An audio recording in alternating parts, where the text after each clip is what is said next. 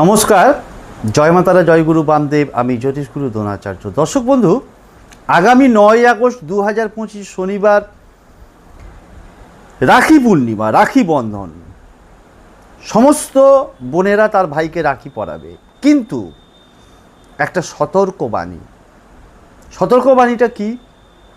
রাখি পরাবে ভাইয়ের মঙ্গল কামনায়, সুখ শান্তির কামনায়, আর্থিক শ্রীবৃদ্ধির কামনায়, সুস্থ থাকার কামনায়, সার্বিক কল্যাণ সাধনের জন্য। তাই লাল রঙের কোনো রাখি কোনো ভাইকে পরাবেন না। তার কারণ হচ্ছে 2025 মঙ্গলের বছর।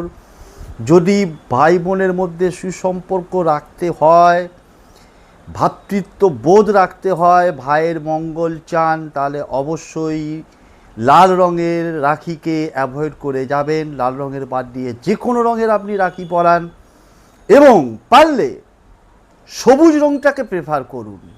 সবুজ রঙের রাখি অত্যন্ত এই 2025 সালের জন্য শুভ। হ্যাঁ, বোন বা দিদিরা লাল রঙের শাড়ি বা লাল রঙের কোনো বস্ত্র পরে রাখি পরান।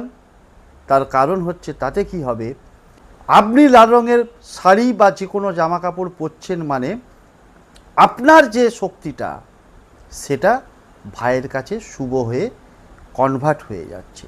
তাতে অবশ্যই ভাইয়ের মঙ্গল হবে।